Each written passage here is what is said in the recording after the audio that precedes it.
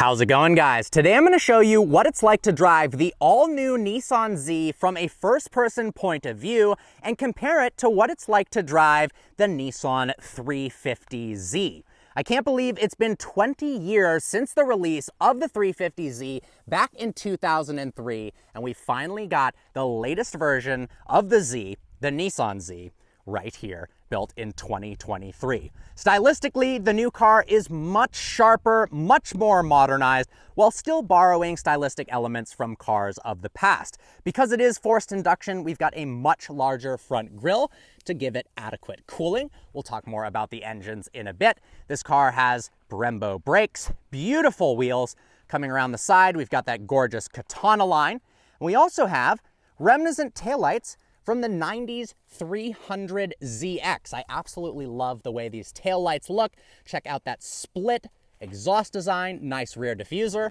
Obviously a lot more rounded design of the 350Z. All right, let's check out the engines. Obviously, one of the main differences between the 350 and the new Nissan Z is the engine. Starting with the 350Z, it's got a 3.5 liter naturally aspirated V6, hence the name 350Z. It makes an impressive 287 horsepower up until 2007, where it made 306 horsepower and 274 pound-feet of torque. 0 to 60 happens in an impressive 5.4 seconds, and the transmission options available are a 5-speed automatic or a 6-speed manual transmission. Obviously, the 6-speed is the way to go. Now, moving on to the new Nissan Z. For the first time in the Z, it is forced induction. We've got a 3-liter twin turbocharged V6, making an impressive 400 horsepower and 350 pound-feet of torque. 0 to 60 happens in 4.3 seconds, the quarter mile in 12.9. Once again, we've got two different transmission options, a 9-speed automatic transmission, and the one you should get, a 6-speed manual. Now, hopping on inside, the old 350Z reveals a very basic interior, but keep in mind you can get these now for between $6,000 and $12,000 if you're looking for an early year. Transmission options available: 5-speed automatic or a 6-speed manual. Obviously, I suggest getting the manual for maintenance reasons, and it's a heck of a lot more fun. The seats are comfortable, they're not the most supportive.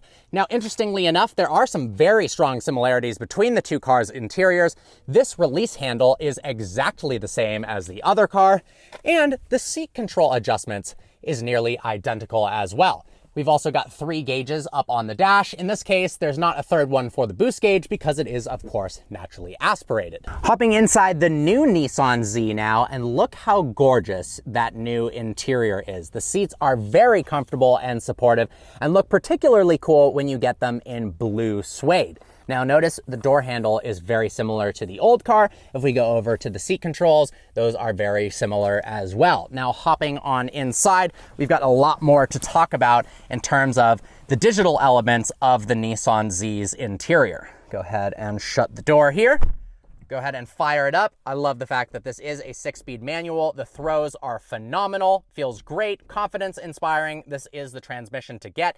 It's also got a button right here labeled S mode. If you click that, it'll do automatic rev matching downshifts, but you can press and hold it to turn it off so you can row your own gears. Once the car is fired up, we've got a gorgeous 12.3-inch customizable digital instrument cluster. We've got a steering wheel inspired by the Nissan GT-R with a little bit thicker grips. Feels fantastic in your hands. If you get the 9-speed automatic, it has paddles off the Nissan GT-R. We've got those 3 gauges right here with a boost gauge and either an 8 or 9-inch touchscreen that works very nicely, has good graphics. We've got USB-C and USB charging, as well as the climate controls right here. Overall, I do really like the way the interior looks. We've got not one, but if you open this up, 2 cup holders and a conventional emergency brake. But check this out, the instrument cluster is fully customizable. If we click this right here, change meter view, we're in sport mode right now. We can switch it to normal. And we can also switch it to enhanced, which is pretty cool to have 3 different versions of your instrument cluster right there on the display. All right, let's take them for a drive. All right, behind the wheel of the new Nissan Z, and this thing is an absolute riot to drive. That power is on tap immediately. The torque feels like it's nearly instantly available. And while it does have a hint of lag, the power surges to its RPM redline in such a satisfying manner. I actually like that it doesn't feel completely linear. And that 6-speed manual transmission is absolutely incredible to drive. So confidence-inspiring, and that active rev matching truly does make you feel like a pro. This thing is so confidence-inspiring. The suspension has very limited body roll, yet at the same time, when you're driving it around town, it's not overly jarring.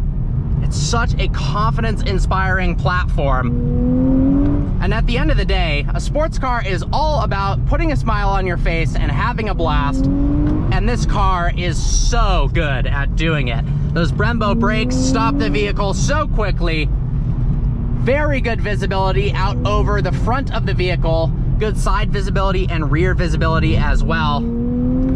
It doesn't sound incredibly good. It has a bit of a throaty tone at full throttle, but when you're just driving around town, you almost don't really notice the exhaust whatsoever.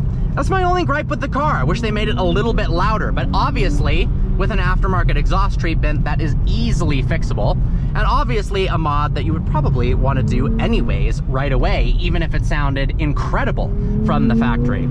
I'm very impressed with this car. Having driven it at the launch in Las Vegas, it was fantastic, but now, driving it on some of my favorite roads, I'm reminded of why this is such an epic vehicle. Now, I have driven it with the 9-speed automatic, and while that is good and comes with GTR paddles, this is the transmission to get. There's not going to be too many more manual transmission vehicles in the future, especially as things go electric and people stop buying manuals in America.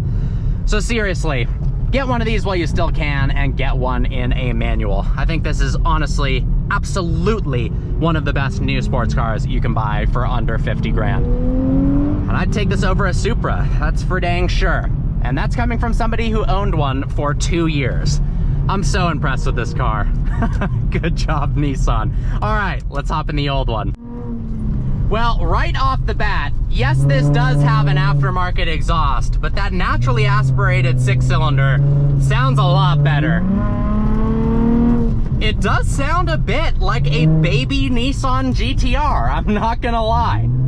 Other things I note right away is the steering feels a little heavier at low speeds than the new Nissan Z, but then at high speeds, it does feel like it loosens up quite a bit.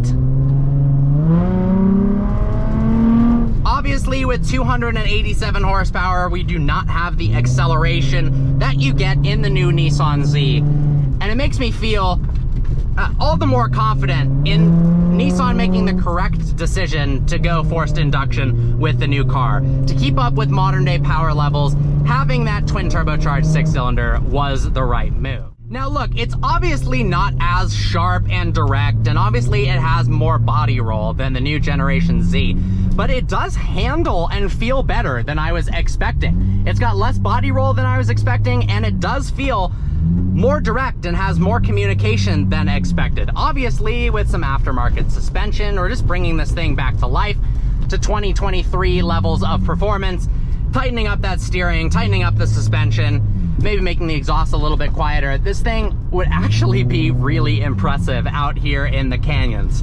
Honestly, for under $10,000, I do think this is one of the best cars that you can buy. Sure, the interior is not all that impressive, and sure, you might have some work to clean up the exterior and maybe tighten up that suspension a bit, but it's a car where you can have a lot of fun. There's a lot of modification potential.